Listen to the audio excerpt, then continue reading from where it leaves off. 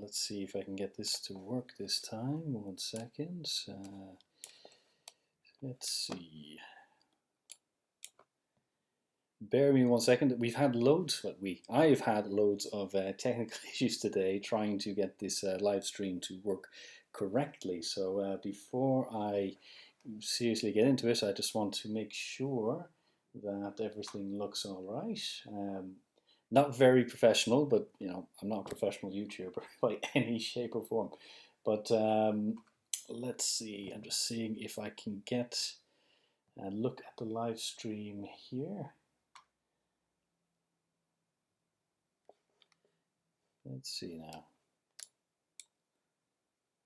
because you'll probably see my YouTube control panel there. I'm just going to, oh come on.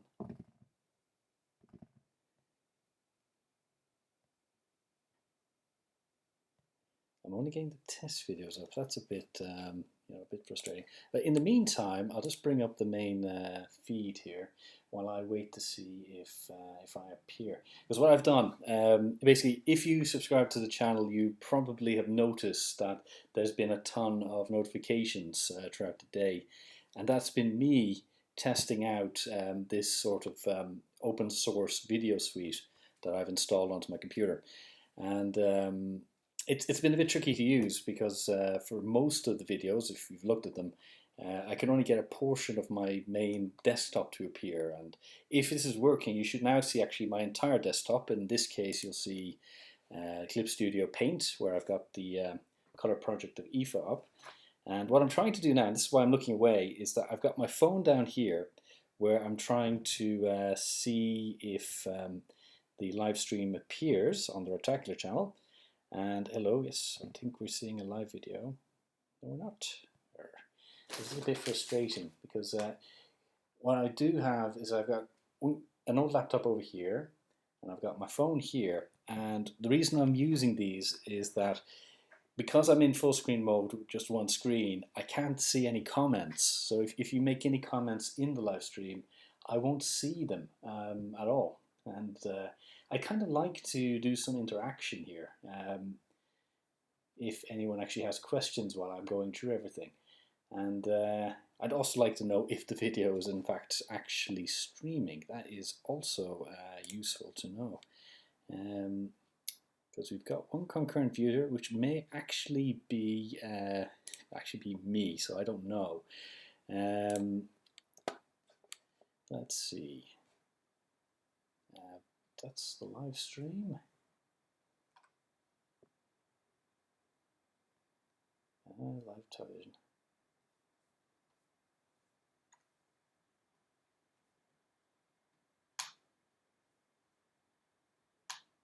Let's see now. There we go, finally. It's starting to appear. Let's just make sure I'm muted. There we are, much better. What I'll do now is, perfect. That way I can start seeing any comments that come up. There we go. And now, so if there's anyone who actually sends in a comment, minimize you. Don't want you looking at the studio screen all the time here. So I can see a chat screen down here on my phone, and if any comments come in, I can respond to them directly. But there's that. Sorry, I'm a bit delayed. I wasn't actually watching the time properly. Because I was planning to actually come in very early and be ready with all of this like half an hour ahead of time. And instead, I kind of ran up the clock watching other videos, and now I'm just, now I'm came in a little late. I can see I've got 2 viewers. I don't know if, actually, I tell you what, they're actually me, because I've got this open in 2 clients. So if I get more than 2, then I'll know it's someone else watching. So this is all for the sake of the recording right now. I might try to cut out that earlier part.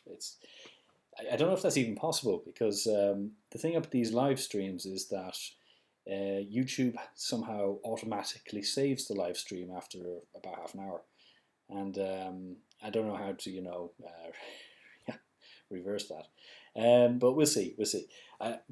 There is a couple of things I'd like to cover in this video, which I've been meaning to do a video for quite a long time, but I haven't had the chance. And tonight I actually do have the chance to record a video, and I'm taking the opportunity now.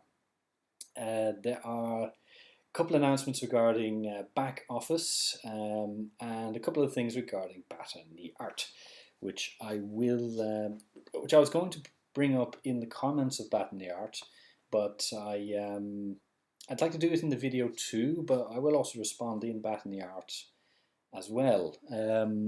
But first, it's back office. It's an important thing to know about back office. And I think some people have, let's bring up back office here. I think people have started to realize that there is a larger plot in the story. Just kind of roughly, when I began writing back office way back in 2010, it was designed to be a sort of gag of the week webcomic. It was really supposed to just be filler on RAWRtacular.com between Bat and the Art page releases. This was back in the day when I didn't realize how much work was involved in making webcomic pages. I thought I could actually make 5 back office strips a week and then top it off with a Bat and the Art update every weekend, like on a Friday or something like that. And if you've gone through back office, you'll see that I kind of abandoned that idea very quickly because I can't do strip comedy. I actually had a really, really hard time of writing back office in the early days. I ran out of ideas quickly. I missed my update. There was some days and some weeks where I was drawing a back office page mere hours before I was supposed to post it up on the website, and it was incredibly stressful. I didn't enjoy it as much until I started to think about the first major story arc of back office, which was as you probably know if you've read through the archive, it's the Cumatic saga. That story lasted so much longer than I originally bargained. It was originally just going to be a sort of 20-30 page arc with a few sci-fi references thrown in, but then because I hadn't actually planned it, it's just expanded into over 120 pages of a story, which was a little overkill, I felt, but it was fun doing it that way. That's the thing. I really enjoy doing long form stories like that, and I sort of kept going because I wanted to develop the characters. I wanted when I brought in Karen originally. You can see Karen here. When I brought in these characters, I kind of wanted to do something a little more upbeat than Dilbert, because that was the original sort of inspiration. I wanted to make a Dilbert for call centers, and Dilbert for call centers. Dilbert's incredibly cynical. It's part of its charm, but it is a very cynical comic. There is very little in the way of auxiliary character development. Almost all the women are essentially the same character, and I wanted to bring in a far more developed cast, several of them being based on people I've encountered in various call centers too, because I did work in a call center for a while. The story arc gave me the chance to develop both Mike and Karen, because I wanted more than just one lead. So Karen was a throwaway character in the first.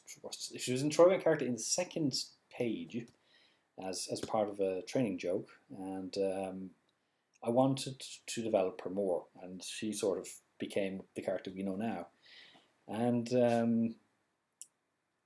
I realized that all future back office pages and chapters would be long form stories after that. So then I went around to try and plan what I did next time. And so we got Office Party. And with Office Party, I planned to make it a 50-page arc story very much the same story you see, but and I promised myself too 50 pages to keep it inside 1 year, and I ended up doing nearly 200. And oh, excuse me. It's despite my planning, it turned into a much larger chapter than I banked on, and I think to make any kind of paper copies of Back Office, I would have to make separate books because Office Party's too big. And then I finally managed to sort of gain a bit of discipline in the story design, but I also realized that I would eventually run out of plot because although Bat in the Yard has a very large overarching story built behind it, Back Office never had that. Back Office was only ever supposed to be a gag comic. And when I started to bring in long form stories, I realized that I can keep this quality up, but I won't be able to do it forever. I will come to a point where I'll run out of ideas where it'll be as fun and full of energy that it would eventually even possibly become a chore. And the thing is, very often in webcomics, you have, and this happens too often, unfortunately, many webcomics start off full of energy, full of humor, and the creator is clearly in love with what they're doing. But when very often over time they lose that energy, they lose the edge that gave them their original readers, and unfortunately many times the webcomic dies, either due to the cartoonist not having time to do it or due to them simply stopping because it stopped being fun. And it being fun is incredibly important because you do have to remember that many web cartoonists like myself are doing this because it's fun. We don't get any money out of this. I could try to merchandise Back Office and Bat in the Yard. Probably Bat in the Yard more than Back Office, frankly. But I'm not in it for the money because there is none to be made, at least not at the moment. And I realized that I don't want any of my comics to just peter out and die and become like shells of themselves. I don't want that to happen. I don't want readers to come to a point in the comic where they realize that this used to be much better and it's probably better that it just ends. And I never want that to happen with any of the comics I work on. So fairly early on, and I think this was right after I did Office Party, I realized that I needed to create an end chapter for Back Office, a final point where the story would come to a natural conclusion, that the various different story threads I've been throwing out there would come together in a satisfactory way, in a way that a reader would look at this and would be kind of, yeah, that's a good way to end it, and feel like if you reread the whole story again from scratch, that you wouldn't feel bad about how it was ending. You'd more, it would actually add to any kind of reread compared to, something that had ended badly. One example I like to throw out there is How I Met Your Mother, the sitcom. That's a show which based its entire premise on how it ended. Basically, how he meets the mother, and it's a very interesting situation where, because the ending was done in the way that it was done, for at least myself, and I think for a good few others, the entire of the show became unwatchable because sort of the payoff of the entire experience was so bad. It no longer was fun. All of the originally funny episodes of the show became unfunny because of where the story was going. And this kind of had a bearing on how I decided to do what I'm doing now. And it's important now for you to know, if you're reading back office, that sorry, I'm afraid actually, that back office has a planned ending, and that ending is coming in 2 story arcs. Now, that doesn't mean that back office is going to end very soon. It takes me a long time to do these story arcs. Right now, we are roughly halfway through Reverse and Rewind. Reverse and Rewind part 3 right now, as you can see on screen. It's planned to end on part 4. Afterwards, there will be a very Karen-centric 2-parter story, which I think you might enjoy. It's not. One second. It's a bit more of a slice of life chapter, focusing more on Karen's family life, and has a bit more relationship development with Mike as well. You'll see when we get there. Following that chapter, we will have what I call the Ivy Ore arc. And the Ivy Ore arc is something I've been planning for a very, very long time. It's a story arc which I have been had in the back of my mind since Office Party, and it's how I envisioned ending back office. I wanted to do it in an exciting way. I wanted to do it in a way that would make any reread of this comic better, or at least more enjoyable. I wanted to leave the reader in the last pages feeling satisfied with their experience, because it'll take me a few years to get to that point where I finish Ivy Ore, yeah, so it's coming. It'll take a few years, but watch out. Hello, let's see. We have a. Hey, is that Kessie? I'm not sure. Got a comment. Well, it seems like the obvious ending for back office is Mike and Karen finally getting together, possibly getting real jobs. Real jobs, yeah. That's the thing about call center work. I'm being overly cruel because I know people who worked in call centers, and yeah, it has the pretense of being a real job, but it's how do you describe a call center job compared to anything else? I think it's kind of like damage control for other people's mistakes, and it's better to be the person making the mistake, I feel, as opposed to fixing someone else's. It's a terrible way of putting it. Oh. Apologies, my throat has now gotten very dry, and right when it gets that way, I start actually getting replies. But I'm not giving spoilers away, but I think it's probably fairly obvious to everyone where I'm going with Karen and Mike. But the question is, how will I do it? Yeah, I am not giving that away. I like to tease everyone with that. As you probably know too well, Kessie. I think it's you, Kessie. Kessie and Kestrel are synonyms, aren't they? I will find out soon enough. All right, so that is this news with back office. We're coming to an end there, but it'll take, let's see, Reverse and Rewind will take me until summer next year to complete.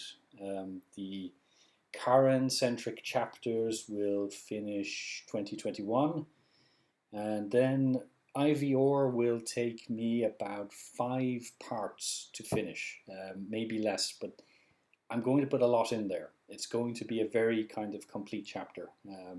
You could probably fill a whole book based on what I'm going to do just in Ivy Ore. So even though it's ending, it'll end. You've got a few years, unfortunately, a few years to wait until that happens.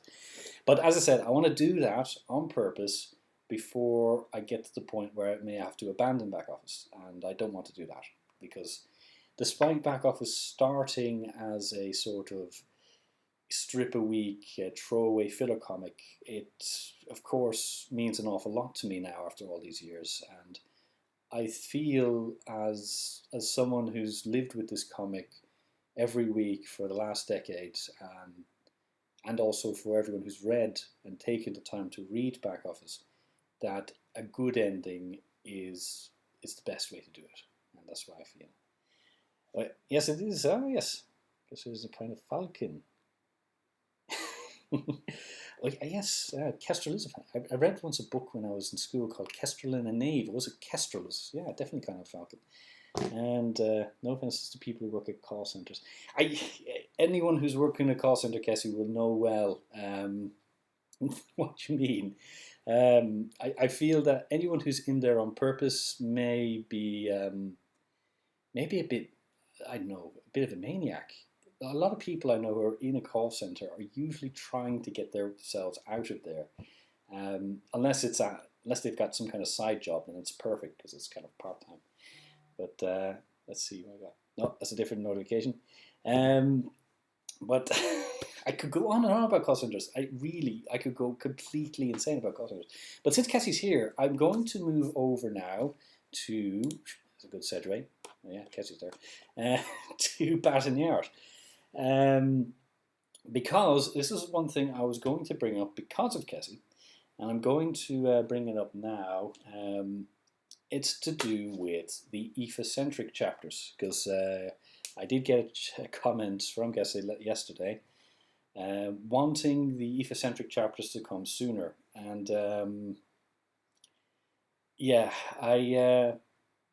I wanted to hold out on doing these chapters until a little later. But I've had these, there are two chapters, it's a two-parter, that I've had in my head for the last, I think, 6 years. And they are to do with, they're a lot to do with Aoife's origin and her backstory. Because loads of people are curious about the rest of her. Because I only ever hint on her family situation, and there is a sort of, everyone seems to know about her. This is one thing I've built into the story a lot, that everyone knows mostly about her behavior, but I've never given too many details about the rest of her. There is a lot to Aoife, and I have this story, and it's probably, it's something I've really, really, really wanted to draw. And I've been reluctant to do it because I'd felt that I wasn't good enough yet to give it justice. But I think it's now or never. I want to do this. The thing about the Aoife chapters are they're not part of the main plot. So I can do them sooner than planned. They're sort of a segue from the main plot that there's more to do with Anya finding out more about Aoife. Because everyone else knows about Aoife's story, but Anya doesn't. Because Anya is a newcomer. I was going to wait until a few more newcomer characters came in to kind of learn more about Aoife through them. But since Anya is the newcomer, I can still do this. And it's going to be... It's not really going to stop the main plot, because this chapter and the next chapter are the end of this current story arc, and they will progress the main story a bit in a way that I don't think anyone's going to expect. As you've probably noticed, I like messing around and leading people down blind alleyways when it comes to storytelling, to try, sometimes in vain, to surprise people. A lot of people tend to guess what I'm planning ahead of time, and sometimes I get away with it. Sometimes I manage to, surprise people. And it's kind of, it's a little sadistic, because I get a little bit of joy, but I find it kind of fun when I can keep a secret in a story and kind of lead people astray, making them guess, and then look at the comments and see, like, oh, you're going this way, I'll throw in a wrong clue here, I'll lead you a different way. And sometimes it works, sometimes I fail completely, but it's kind of it's me kind of having a sadistic sense of humor, and I do apologise for that. But I do get that I've been teasing people with Aoife's backstory, because I have alluded to something more happening to Aoife than I really show at the school, and you're going to find out. Um, the next chapter of Bat in the Art will conclude this particular mini story regarding Anya and the Fomorians, as well as a certain extra story element that will be part of the main plot of Bat in the Art. I've actually, this is the thing about Bat in the Art's main plot. I've been trying to retool it a bit, because the way I've written Bat in the Art over the past few years, I've been sort of structuring it like a 2-season anime with a sort of movie ending, which would make perfect sense if this was a 2-season anime with a movie ending. But, it's not. It's a webcomic with once a week page updates whenever I'm actually updating pages. So, and actually, Tony Devil, right before I'm doing this stream, because I have the apartment to myself today, I've been like rushing like hell trying to ink pages. Let's see, does this work? If I can't see, because there's a 2-minute delay in the camera, so I can't see if there's if the picture shows up all right. Let's see. Anything I do on camera doesn't happen on the stream for another 2 minutes, so I can't see. Okay, here we go. Do you guys see? No. Yeah, okay. So you can see that was Garda Rachel who appeared on the drawing. I've been inking. Inking takes a while. Just to give you a little more insight. This is a sort of drawing ink I use when I pencil pages. So now that I know that it sort of appears, you can sort of make out, I think, what the sort of before and after going on here. Because you've got Garda Rachel inked here, and there you've got Fiona in the background, and Aisling here looking kind of shocked. And the inking I do with a G pen nib. Like my inking quill is in bits, as you can see. This is actually a very old inking quill, but it's the most solid one I had. It used to be entirely green, except it's disintegrated through use. The whole layer of paint has just completely come off. But the nib ends I've replaced over the years, and I have a proper G-pen nib that I got in from Japan. It now gave me a tip on that. Let's see, do I have the packets? Okay. I don't see the brand or anything. It's G-pen nibs. Yeah. The thing about inking this way, it takes ages. A lot of the better professional cartoonists do this through like digital vector drawing with a tablet. And which would be quicker and better quality too, because you'll get clean lines every time. But the main problem with that is that the whole sort of advantage for me to draw this way is that it's the rest of my work life is very technical. I'm an engineer by trade, and basically, one second. I'd like to try and spend as much time as possible on the on the analog side of doing all this. And let's see, I'm trying to update a few pages here. And it's not, I prefer doing it by hand with ink, and it's something that takes a bit of time because you have to be careful not to smudge the ink while you're going over it. Garda Rachel has surprised me immensely. Because Garda Rachel was a throwaway character I developed. There she is now. Garda Rachel was a throwaway character I developed as a sort of background extra. Herself and Finn were just designed to create a sense of there being more people in the town. And every single time I post work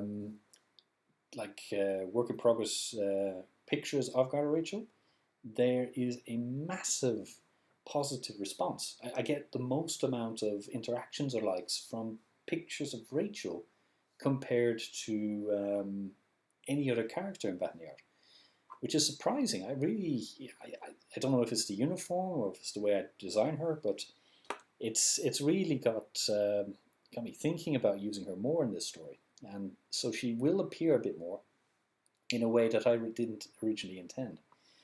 And so that's another thing also I thought it was important to bring up. I had been agonizing for a while over whether or not to set Baton Yard in a fictional town, and the original working title for that town was Ballinafil.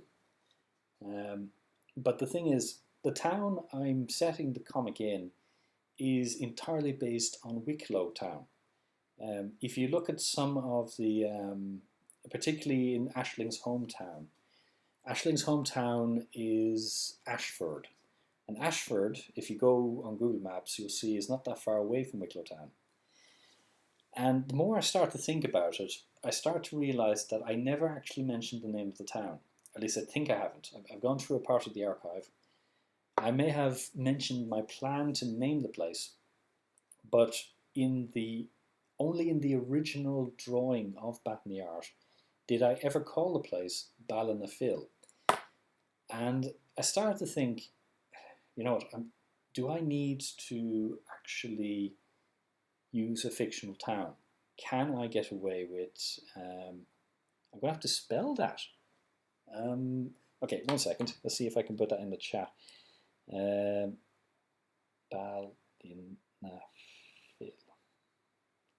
There we go.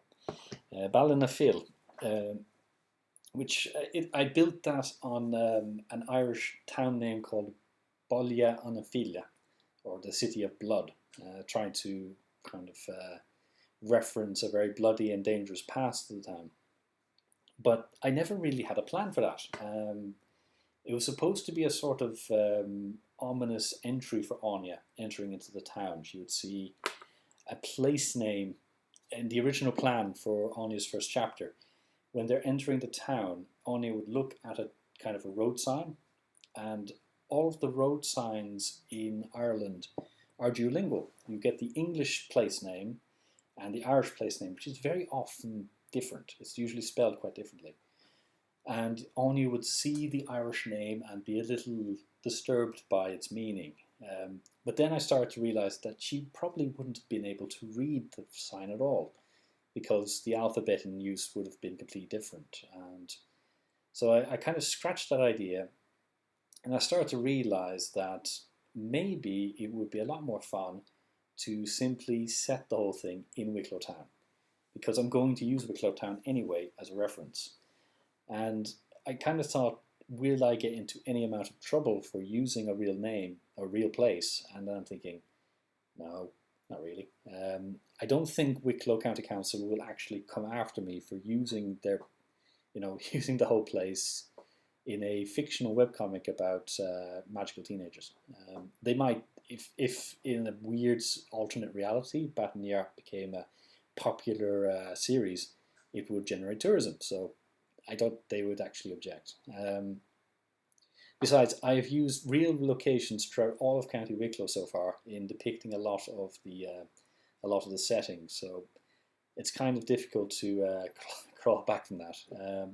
So I thought that there's not much point. It was the only fake place name I was going to plan for the story, because at certain points in the story they will leave the town and go to different places, and I was going to use real places when they left. So I was thinking, you know what, there's no point in it being a fake town. It could be a real town with a fake school attached to it, because the school isn't real. The school is actually, it's based on a few different things I've encountered in my life. Like, for example, the main school building is actually my old college, Griffith College, which was originally a British Army barracks in Dublin. So the main building is based on that. And I'd only just left college when I started drawing the first draft of Baton Yard, and that's why it was based on that building. And also, since I had a memory of how the building was laid out, I was able to do a lot of the interiors from memory, so it was handy enough. The dorm building is also roughly based on a few different buildings I encountered in the college. I think in the later years of the barracks being used by the British Army, they had built like more modern buildings, or like 1910s. Like they had built these tall, ugly as hell brick buildings, which I kind of repurposed into the dorm houses. Let's see, I can't speak for the people of Wicklow, but I always think it's kind of neat to see functions in places I know. Yeah, I think that's the thing. Certain stories do get based in Ireland in pop fiction, but you never really go into specifics. I think whenever a show visits Ireland, it's almost always to Kerry for some reason. I don't know whether it's because a lot of American tourists simply just go directly from Shannon Airport to Kerry, and then that's Ireland as far as you know, or Dublin. I think that it's kind of fun to take what we normally regard in Ireland as being a sort of banal, ordinary county that's in the environs of Dublin, and give it something kind of mystic and spectacular. It's kind of interesting that I would never do this for my own home county of Kildare. I'm from North Kildare, or I grew up in North Kildare, and it's a boring old place. It's just a commuter town land for Dublin. If you live in North Kildare, you probably work in Dublin, and you're surrounded by factories, or at least in Leixlip we were surrounded by factories, but the rest of it's just farmland, and any kind of road or contact link to Dublin. That's essentially the county. Also horses, but I don't care about horses. I do. That sounds very vicious, but you know what I mean. I've always found Wicklow to be more interesting because it's a very mountainous county. Just to correct anyone who thinks otherwise, Ireland does have mountains. The Wicklow mountain range does contain mountains. Quite spectacular mountain range too. It's got quite a lot going on in it, and it's a popular tourist location because you have Glendalough in the middle. And Glendalough has quite a few old things there that are very, very interesting. But the place is full of mystery. It's been the perfect hiding place from the British over the years. It's full of ancient artifacts going back thousands of years. And I always thought that if I was going to do a magical series, I'd set it there, because you had the advantage of it being semi-remote, being mysterious, but also it's right beside Dublin. So if I ever want to move the action into a city, we're talking about a 40-minute train ride from Wicklow to central Dublin. So, well, I say 40 minutes, but traffic, so it takes forever. But, it doesn't take a whole day to get to Dublin, since people who live in Wicklow probably work in Dublin and commute to and from the whole time. Pretty much most of the island commutes to Dublin, except for certain parts that I really don't want to. I could go on about that. I won't right now unless people want me to. I can see there are two other people watching. Actually, I've got Kessie. I know I've got Kessie, but I wonder who else is there. I'm not sure. Only Kessie commenting so far. I wonder who that other person is. Because there's 4 on the stream right now. 2 of them are me, because I have my phone and I have my extra PC up so I can see the whole stream. But I wonder who the other one is. Because we had Azrael said could not turn up because Azrael's having a cat nap, typical cat. But I don't know. But Azrael actually subscribed to my channel. Now I have 7 subscribers. Oh, the big times now already. Okay, I've gone off on a colossal tangent, which is typical because my entire kind of video plan was this. And I was going to talk about the delay because it's a 2-minute delay between what I do and the reaction. I was going to talk about back office IVR. I was going to talk about Batany Art and the IFA chapters. So the IFA chapters are coming, as I said, but after we finish this particular story arc, which will be this chapter and the next chapter, and then after I will go into the IFA chapters, which are entitled IFA's Shadow. IFA's Shadow Part 1 and Part 2. It's a 2-parter. I think I can do it in 2 parts because I know all the elements already. If I want to sort of draw out certain scenes, I might make it a 3-parter, but I think 2 parts are enough. As I said, it's not part of the main plot of Bat in the Art, but it is a very good bit of character development for Aoife and also for Anya.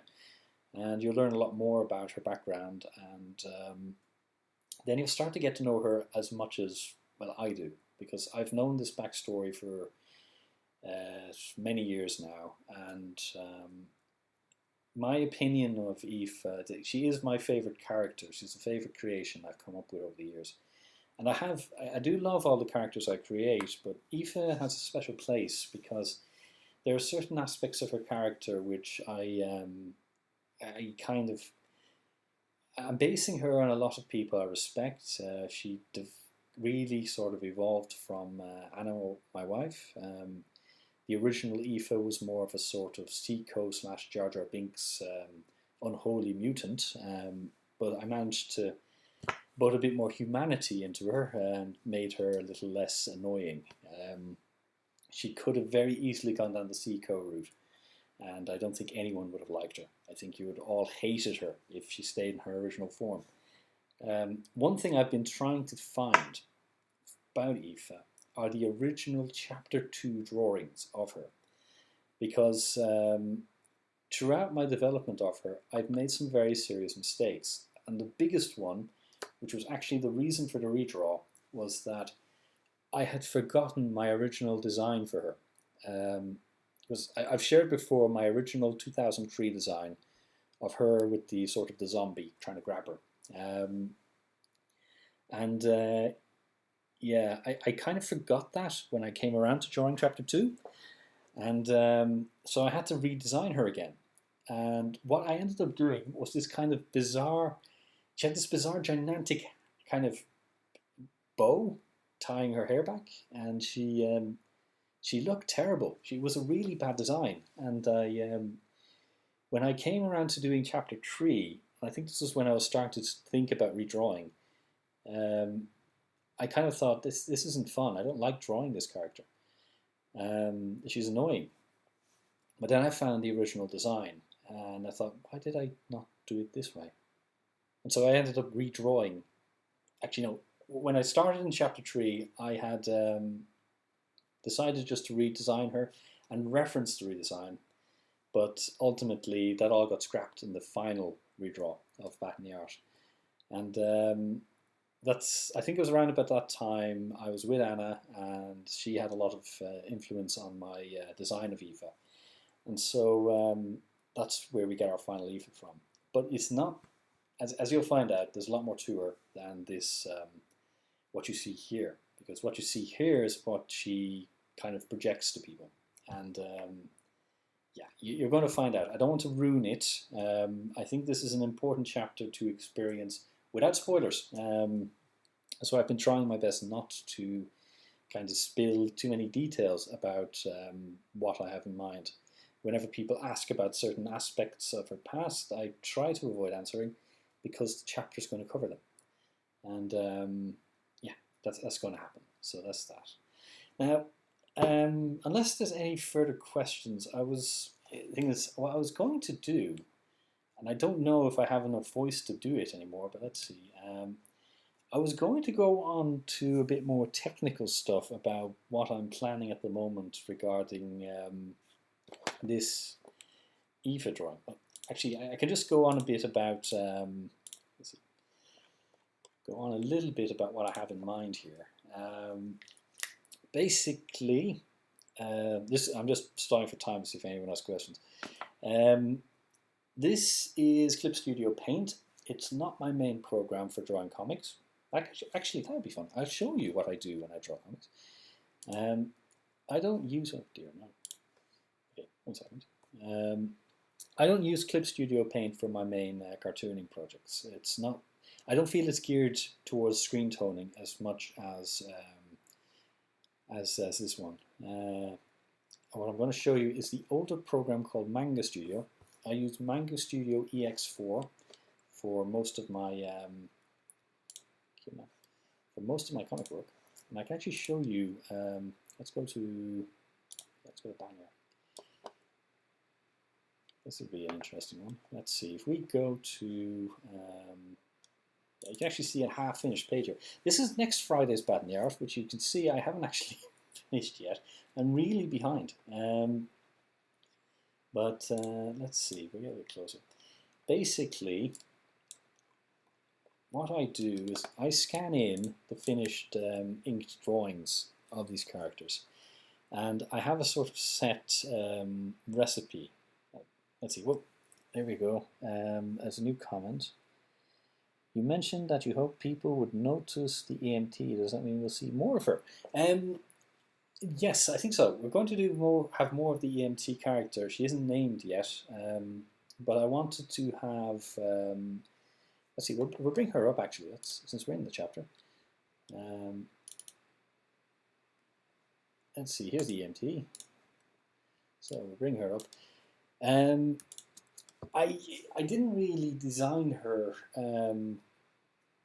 as a permanent character, but she'll turn up now and again because we're going to the hospital, as you could probably guess, with the ambulance, and I'm going to have to design some. I'm going to have to design some staff as well. So she was actually more of a hair test. I wanted to do dark hair again and see if I can get the kind of shiny effect right. And that's her.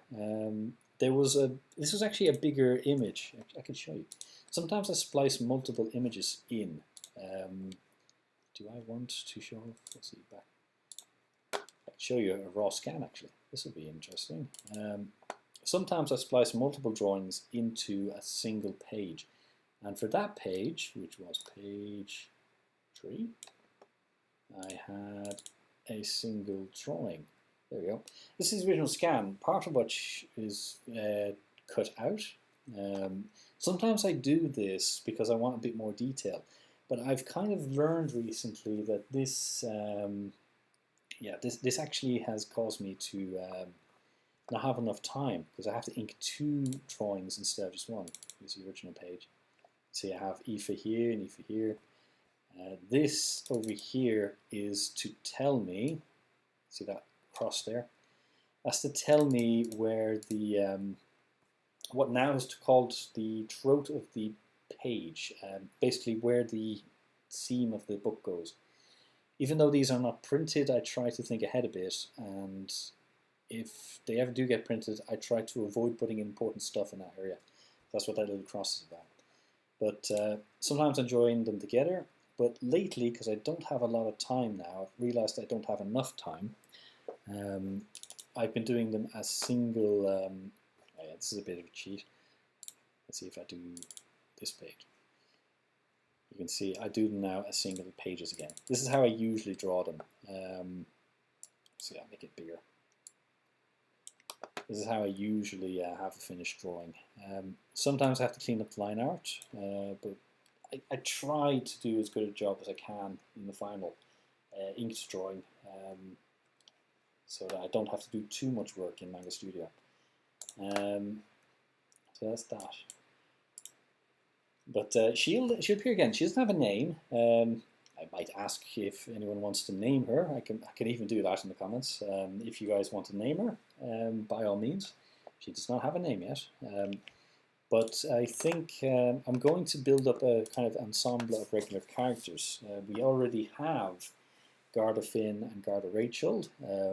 We can have a few of the EMTs. There's so much stuff happening that it makes sense for more emergency services to be involved in the story, if you think about it.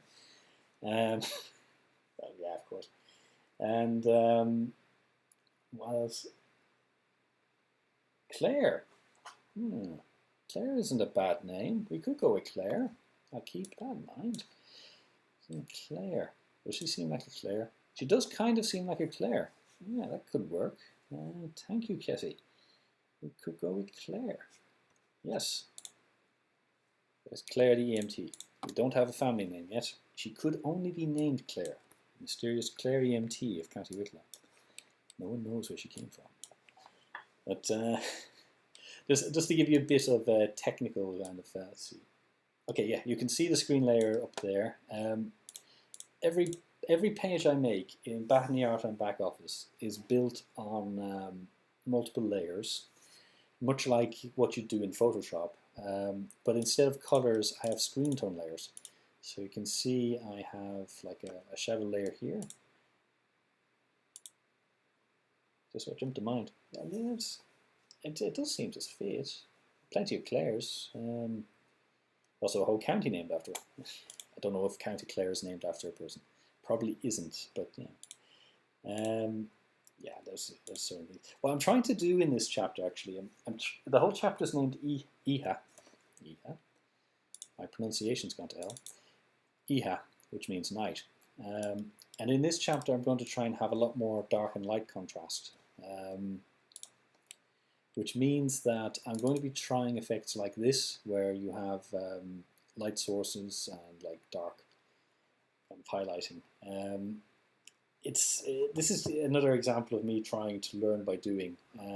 I used to do this a lot more in back office, and I kind of lament not doing it as much. And I'm going to be trying now, since back office is coming to an end. I will be doing as much experimenting as I can. We will certainly continue here in back in art. One thing I'm trying to stop doing is using gradients, but it's so good for the sort of emotional scene work, having a gradient in there. So I like continuing that. One thing I want to try and get away from is using like sky tones. As you can see here is a sky tone. I really should be trying to draw them myself, but I've never been good at clouds. And I know that the professionals do this as well. They use scene tones. Like I think back in the day, the pros would get screen tone sheets from Deleter.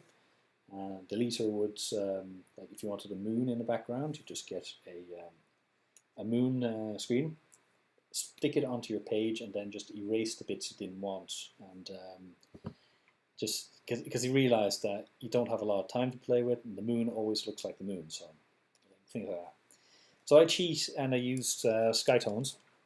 I have drawn clouds before, and it was far more satisfying to do my own clouds. So I'm going to try, at very least, to do clouds myself. But time is often a factor that I just run out of time, and it's just that's something I'm trying to do better. That's the Back in the Art setup. As you can see, a lot more pages to go in this chapter. Aoife here is in Clip Studio Paint. Clip Studio Paint, and I've only just started doing color work here. Clip Studio Paint is more geared towards color work and also animation, something that I had originally thought of doing, but I never really got into because time. That's the thing. I have a day job, I have a family life, which means the amount of time available for cartooning is only a couple of hours a week, and so I try and fit in what I can, and it's my own damn fault for doing too many projects. Like, speaking of the devil, oops, where's that? Where is it? Where's my coffee party? I can't. There we go. I have a copy here. I had a copy here. Bear with me 2 seconds. Put it away. I'll be back.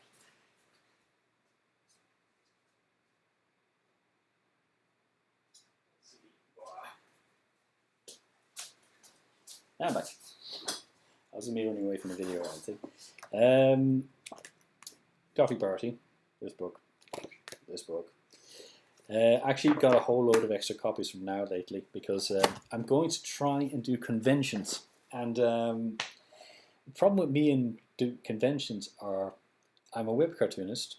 All my stuff's online, with the exception of the back office book.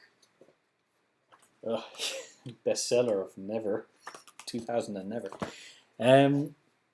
My main issue with going to conventions is I don't have merchandise to sell, and I wanted to get more copies of Coffee Party because most of the book is kind of work I've done myself. Let's see if I find a good example of work.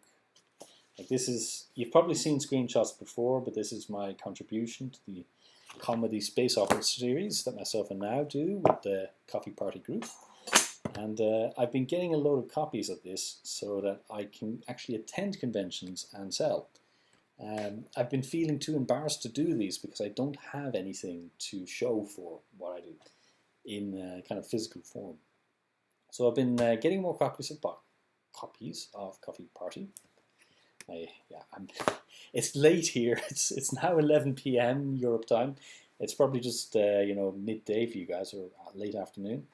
And I wanted to make content that I could actually sell at a stand if I was to have a stand. Otherwise, kind of just sitting there and say, "Hey, come and talk to a web cartoonist," is kind of like, yeah, I don't want to. That would be too damn embarrassing. I want to have something that I can show off so that people will pay some attention to what I'm doing.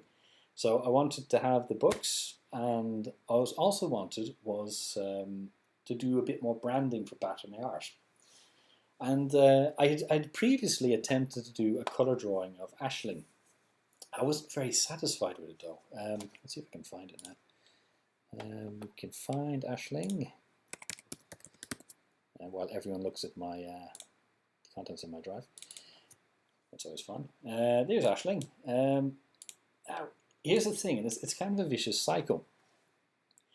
I'm not very good at drawing in colour, because I don't feel that good at doing it. I don't feel that confident at drawing colour because I'm not very talented. I'm not very talented because I don't draw that often in colour. I don't draw that often in colour because I'm not that talented. Kind of stuck in a cycle. So I've been slowly but surely trying to coax myself to do at least one colour project every few months. Hopefully more often than that. The last one was this drawing here of Aisling. I did this ahead of my launch of Battery Art on Line Webtoons, which I did launch on last year for summer. Did a sort of binge update with a whole lot of pages. I'm not too satisfied with Line Webtoon because I don't update as often. I don't get that many readers, so it's kind of like not that into it. But no, it's not. It's better than my previous attempts at colour. It's just that get up there. I had a hard time with Aisling's hair colour. This is a bad resolution. And well, thank you for saying, Casey.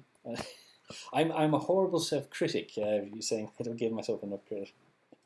The thing is, it's a failing, but also something I find useful, is that I am a horrendous self-critic. And I try to use it positively, just to make sure I don't sit on my laurels, that there's always something to improve. And this is one of those things.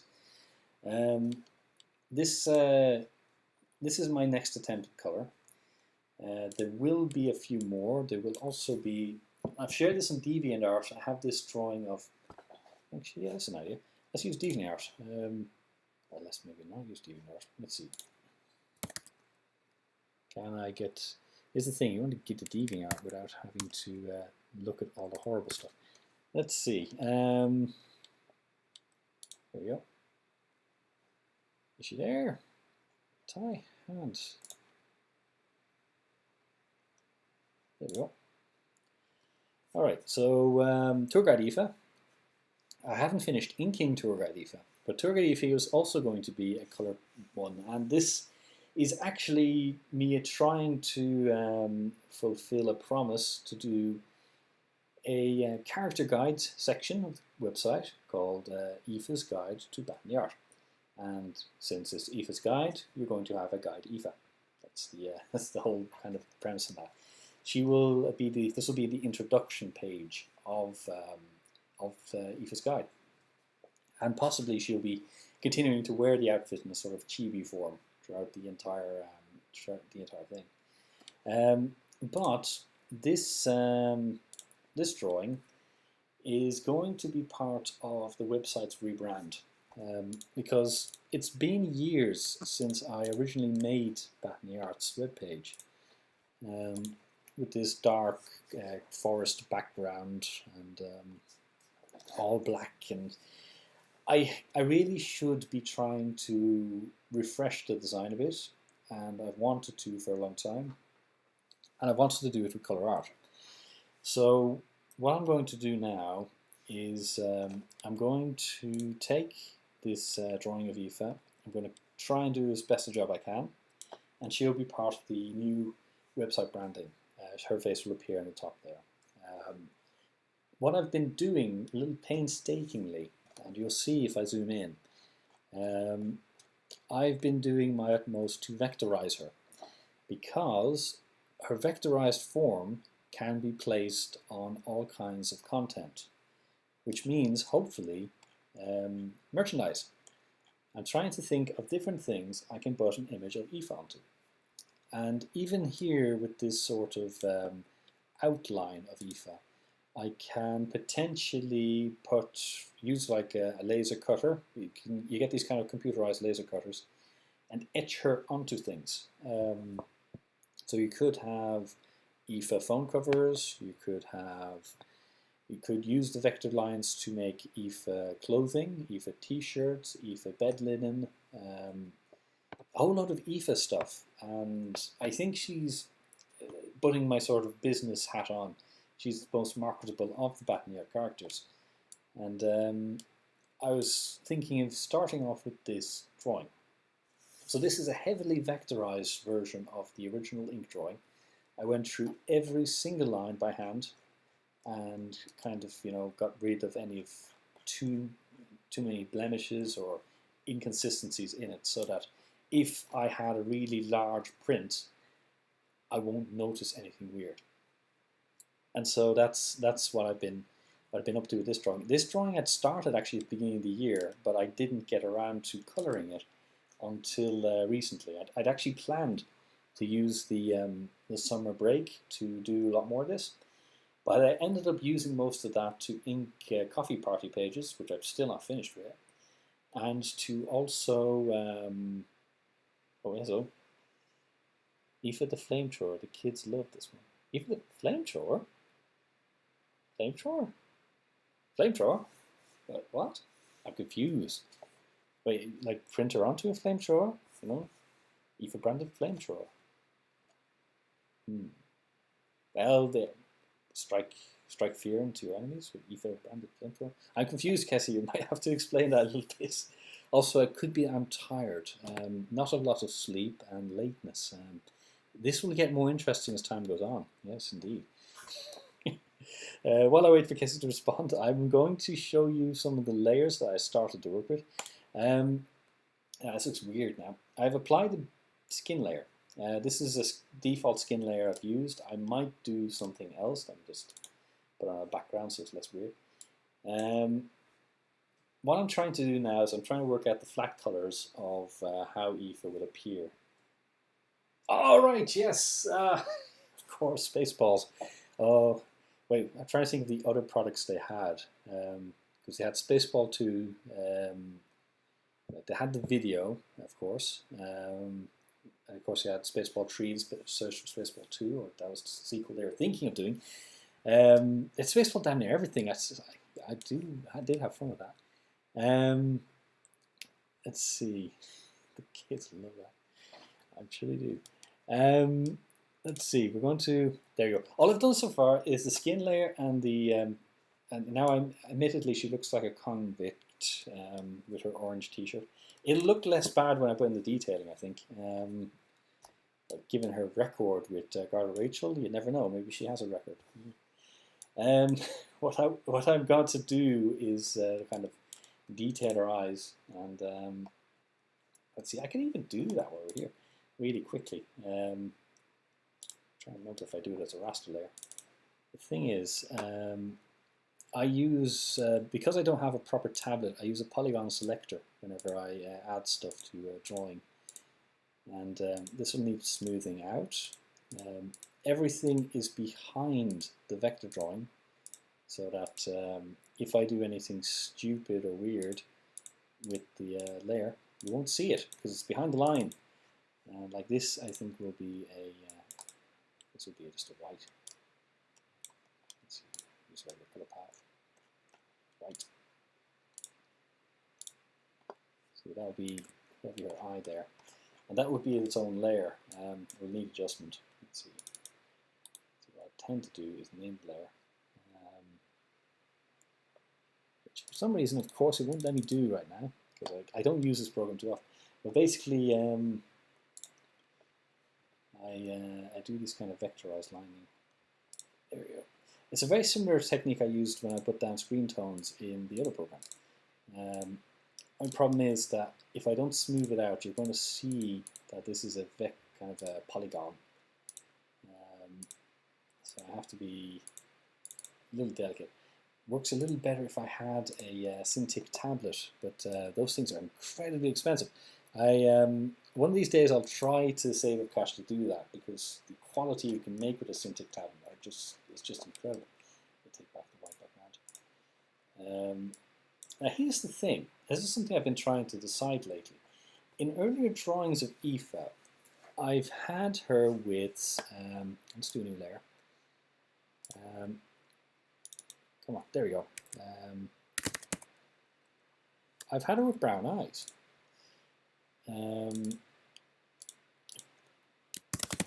I'm thinking about doing green eyes, but I'm not sure.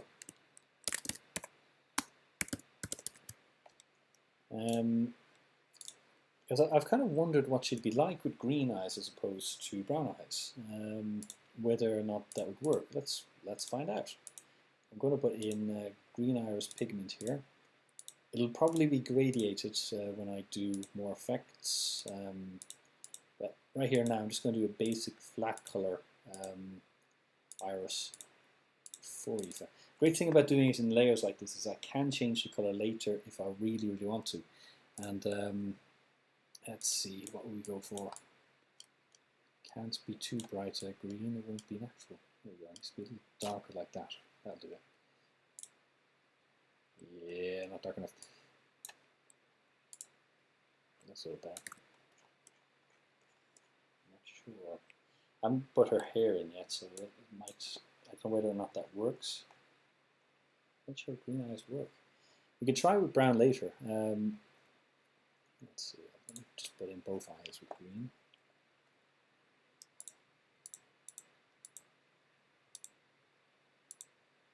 Because lately I've been imagining her with green eyes. I don't know why. Because in the earlier image she had brown eyes. Because she's brunette. Brunettes tend to have brown eyes.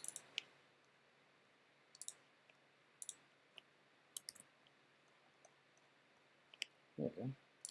Green eyed Aoife. I know. Maybe I need a darker background. Let's see.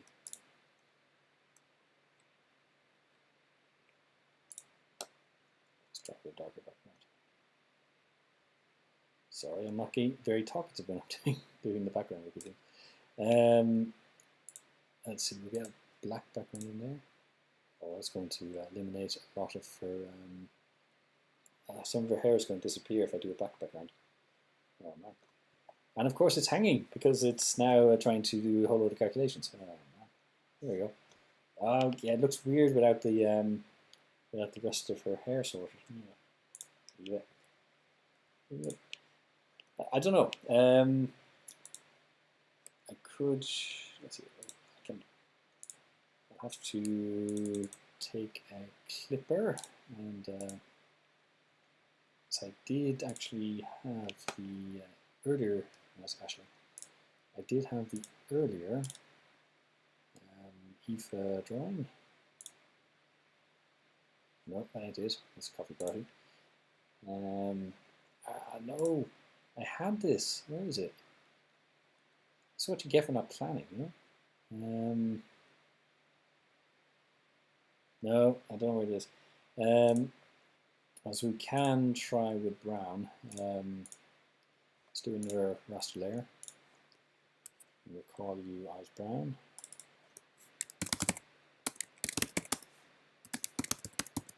Okay, and then what we do is we'll try and do the same trick again. Have to bring back in the polygon lasso.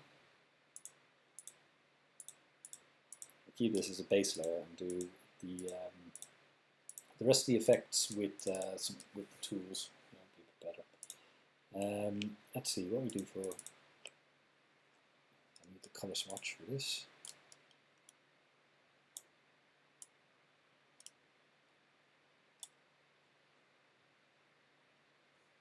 Pressure flat colors always look weird. You really have to get them all together to make a judgment.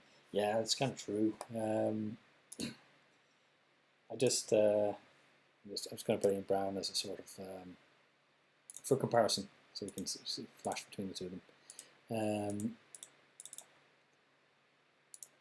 It is definitely hard to tell, especially since we've only got the eyes to work with. And it looks like I have to do some cleanup on the eyes as well. I'll do that later. It's a bit tedious, some of the bits, small bits above. Go like this. And once I've done this, I can swap between the two. Okay, so let's get back out.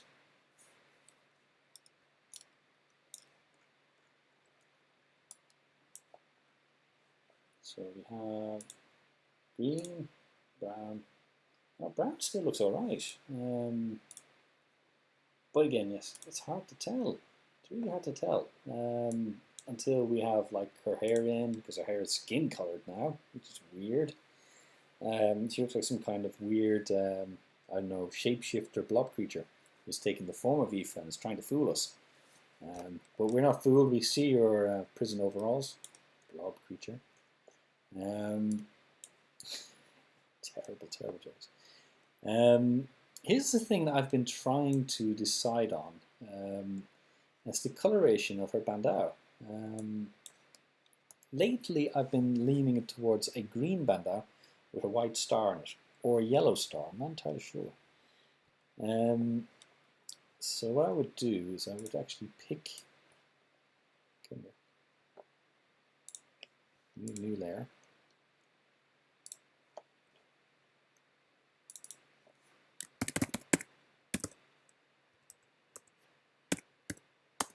I'm making this green.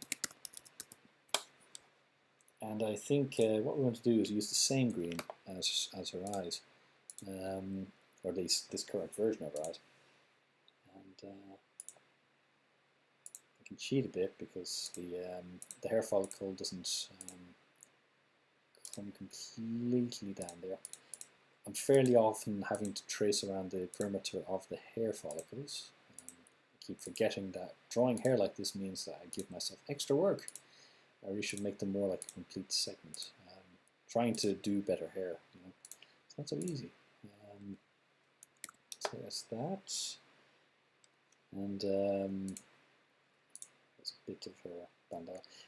Usually, some of the bandau sticks around her ear, but we don't see it in this one, so we just have a bit here. This was an aspect of her character design I threw in as a bit of an afterthought. If you look at the original Aoife drawing from 2003, actually I'll bring that up in a second. This was back when I was trying to learn Japanese, and you'll see, let's see, I need to do a color for that star. The star needs to be a color. I was thinking of making a yellow star.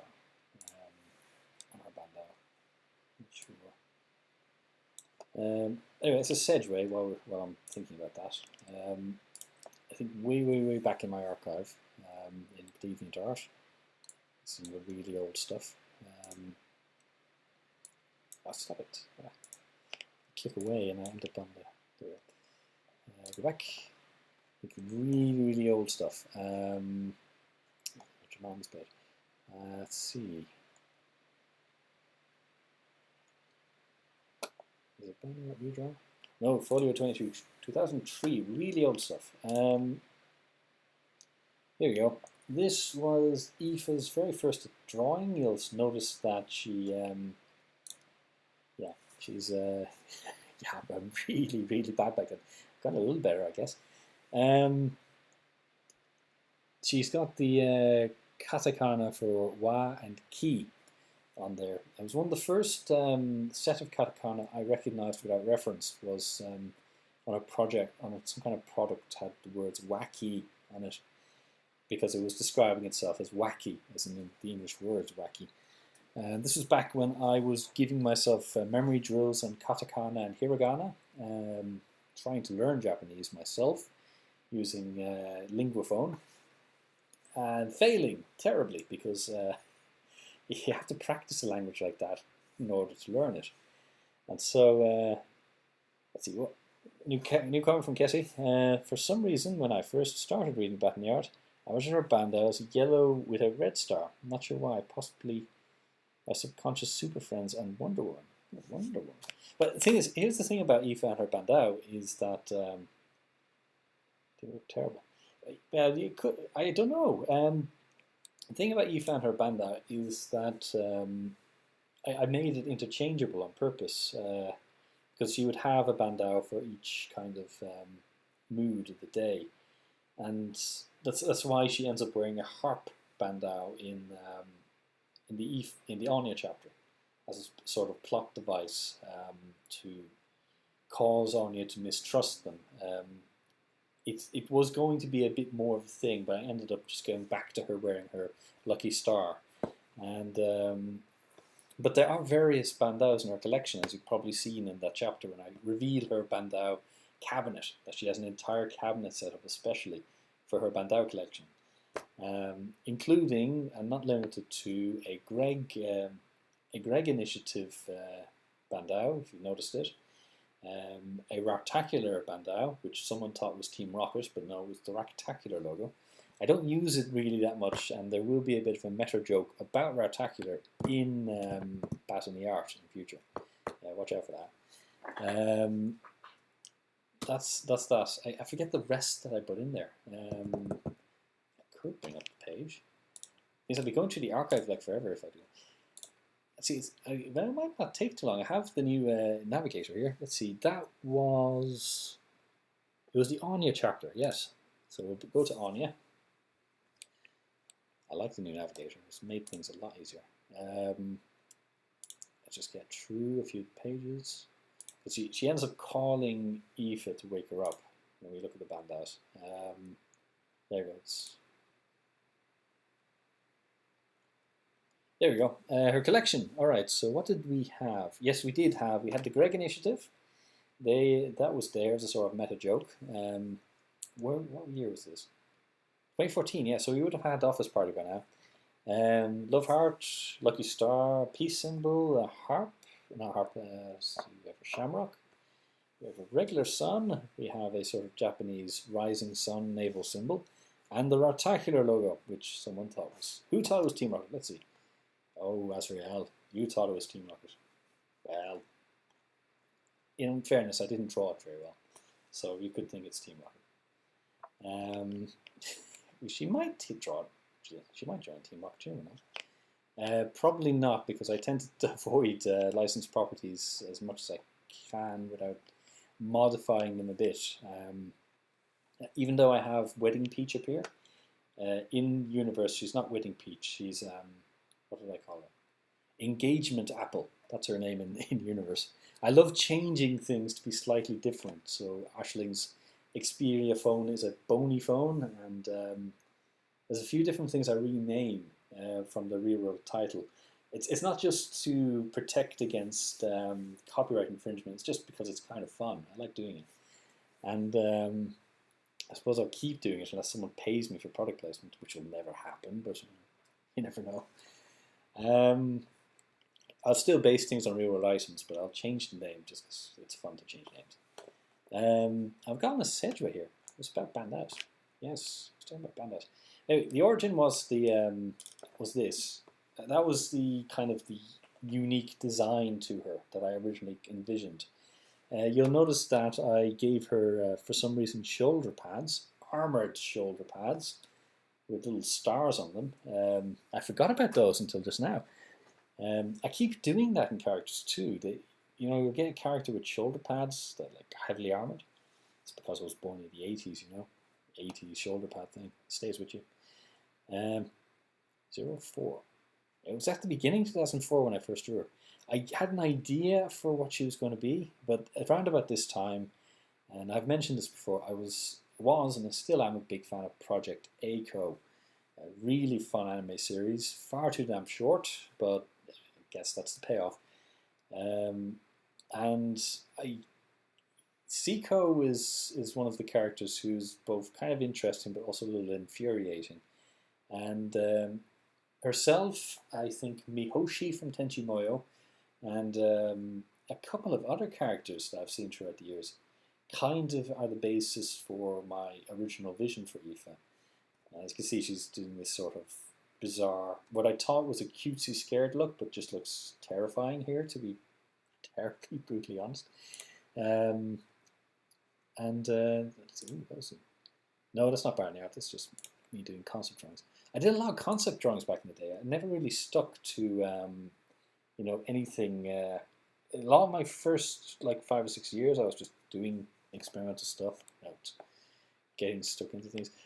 What I'm actually having a lot more fun with is here in Coffee Party, where I'm trying these new things because I have to really up my game whenever I have to compare myself against now, because now, as you might know, is a professional mangaka who's gotten work made into anime, and I get very, very, very self-conscious whenever my drawings go up against hers, and she's incredibly nice, but I'm far more harsh on myself, and so I do go all out.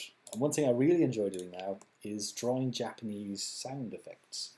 You can see this one here. It takes a lot of work because I have to end up going through, usually I have a couple of volumes of Neon Genesis Evangelion, and it's got a sound effects archive and a whole load of explosion sound effects, which are really good for this kind of thing. So I spend ages going through the whole thing trying to find appropriate sound effects that look interesting and actually make the sound that I'm thinking of.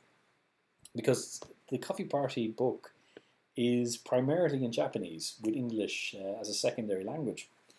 And so I've been more and more gearing it towards a Japanese audience, which is weird because just I don't actually understand Japanese. So it's a very bizarre thing. And a few months ago, now released a Japanese only version of the last chapter, which contained my artwork in only Japanese. And for the first time, I'd actually encountered work that looked like a proper Japanese manga, which somehow I was involved in. And it was a weird experience. It was actually very.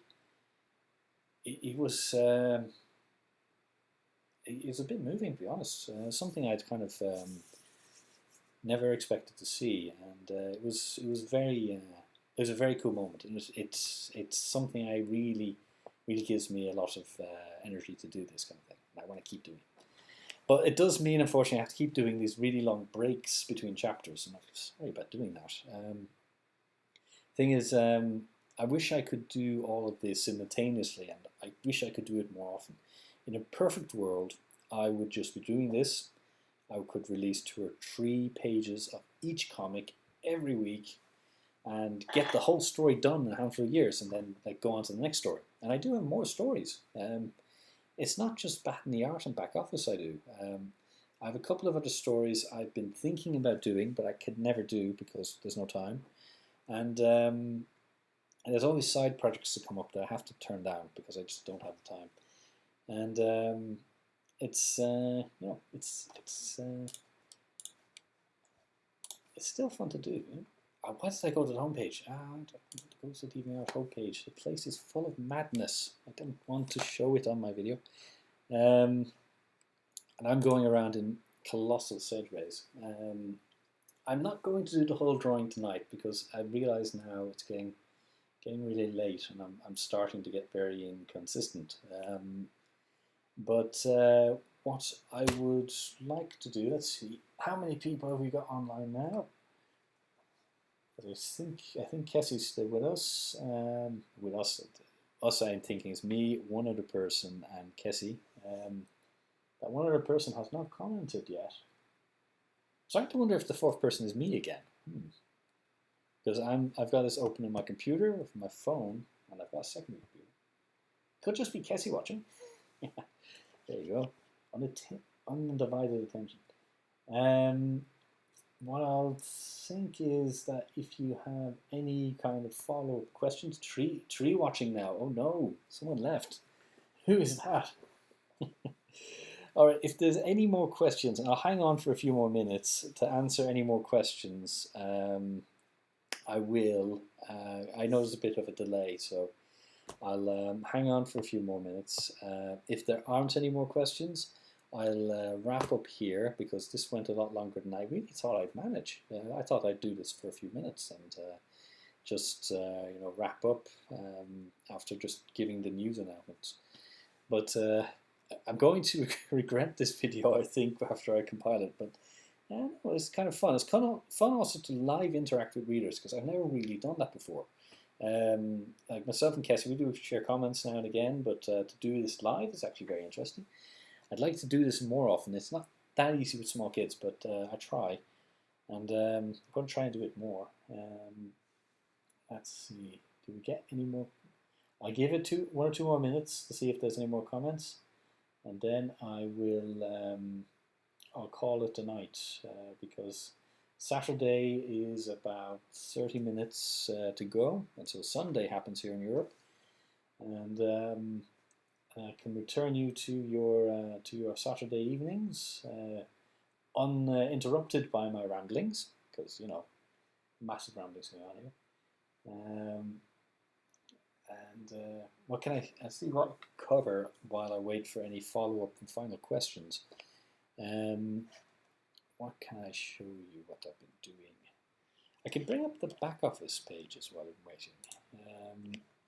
Because I'd shown back in the art pages there, but back office, let's see, we go to back office, so what we're doing here, I have more done on the back office pages than back in the art pages, as choice would be. I had a, I know people were wondering what Karen would do when, when she when she got deprogrammed from being Snowflower. And I know I had a certain amount of, it was interesting to just draw pure, unadulterated rage from her. That she had a gun, but she just wanted to use her bare hands to take on Laura. And I couldn't find an appropriate font, so I just drew what she was thinking here. Next week's chapter, I don't know, will I? Yeah, I will. Provide a bit of a sneak preview. Really brief one, we won't have much of a chance to read what's going on. Yeah, this is only coming out on Monday, so it's not a massive spoiler. This is how we kind of go into the break. I'm afraid the break this time will have to be 2 weeks because I'm horribly behind again. Let's see. That's how you really feel,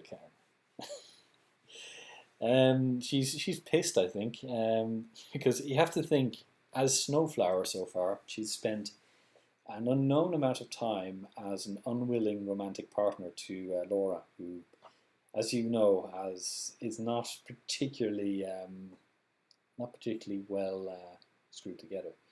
And if you still are somewhat conscious of what's going on, I think she would want to.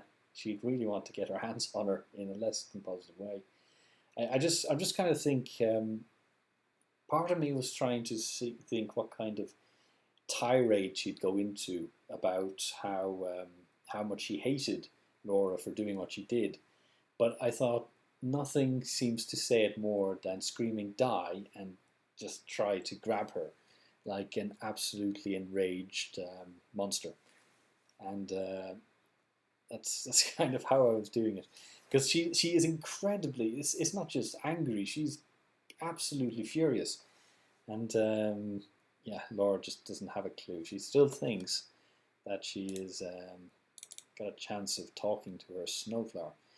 I know that I've been trying to make her into a sort of sympathetic villain, and she is. I'm hoping that she still is. It's just that she's so unaware of what's wrong with what she's doing. This is a case of where she really should have failed, but the story went differently for her. Kind of like you careful what you wish for here, because yeah, her evil plan did not give her happiness, and it did involve her just losing all chances of even romancing Karen, even though Karen was never interested to begin with. and there will be a redemption for her. Not yet, but I will not. Let's see. Pretty much, yes. That was something I was going to actually say in text. That what Laura had been doing to her was essentially rape for all those years, and I was thinking about doing that, and then I thought, you know what? You'd be so angry with her, you wouldn't just say that. You just try and strangle her. You just try and kill her for what she did. And I went for the more sort of went for the more emotional response.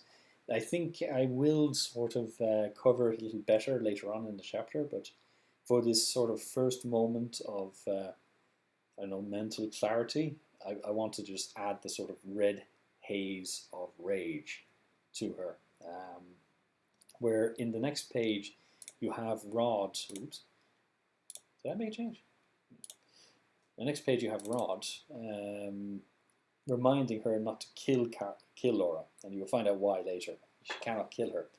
There's an important reason why Laura cannot be killed in this chapter. There's also a reason why she cannot be held hostage by them either, which you'll find out, which will not reflect well on her as well. But as I say, I will sort of what's the word? I will try to sort of. There's a word which I can't remember because I'm probably tired, but I would sort of save her a bit later on. She will sort of come to a sort of redemption for her character later on, in a way that I think the people who like Laura will be satisfied with, because her story in itself is sort of, it's slightly tragic, but the way she goes about her life is a good deal her own damn fault, but you kind of understand her motives. But at the same time, what she does is completely despicable. So I need to get to a point where she understands what she's done wrong and tries to, make up for it, as impossible that can be. This particular alternate Laura, maybe not, but you're going to see what happens with her. I hope the payoff will be good, but she's going to be around for much of the story. This I still have a few more Flash Gordon jokes in this chapter before we get to the next one, so it's she's kind of necessary. She is the Ming of this story, so I gotta. Oh, excuse me, 1 second. I do need to finish up soon. My voice is going. Yes, that's what I'm going to do ultimately with Laura, but we will get there. I'm trying to think if there's anything else that needs to be covered or wants to be covered at the moment. Let's see if you have any more questions. I might sign off soon because I'm going to lose my voice very soon, and I'm nearly out of water, and I should finish up very soon. But I'm just delaying a bit for time to give anyone a last chance to ask a question, and then I will end the stream, which is going to become a recording along with the live stream or the live chat. It's kind of a handy feature. I have watched a lot of videos where there's a whole lot of stuff happening in the live chat. It's unfortunately usually political ones where you've got a lot of nonsense from each side yelling at each other, which, nothing like a YouTube comment field to have discourse. But this particular live chat is actually a lot more constructive actually. So it's good to have it as part of the video. It's going to hold off 1 or 2 seconds before I hit because I can close the recorder there. This is really good recording software actually. I got it for free, which is usually the best price for the software. But it was a bit tricky to calibrate, because if you do look at any of the videos from earlier today, and they're still there, fortunately, I will delete them eventually. I had a hard time calibrating this software to show the entire screen, and there were some videos that helped, but nothing was giving me good advice. There was all talking about game streaming, things that I'm not actually doing at the moment, and it wasn't that useful. But let's see. I think yeah, I've had enough of the delay. So if there's any questions, no more questions coming in, I think I will put the stream to an end. But as always, first of all, thank you for sticking with me, especially Kessie, because I know you're still online. I assume so. I've still got 4 people, so Kessie, you're there. Thank you so much for following the video so far, and thank you for giving the questions. It's made this a far more interesting video than I could have hoped for, really. It's also great to have interaction with a fellow back in the art back office reader live in this way. This is actually very interesting. So thank you very much. I really appreciate it, especially taking so much time out of your day to do that with me here, because it's been like, well, a long time. Oh God, nearly 2 hours. I'm so sorry for doing that. I will, any follow-up questions, as always, either comment on this video once it is archived. The archiving takes about half an hour. Or on the comics, as always, I try to answer every comment that comes in. Please, let me know what you think. As always, your input actually has an impact on the story very often, and it's always a lot of fun to be interactive with that. So I wish you all a very good evening, and I will, I will talk to you again as soon as I can. I hope to do this again, hopefully with better quality equipment. But until then, have a very good weekend, and I will. Hey, stop that! Have a very good weekend, and I will talk to you again on the webcomics. All the best.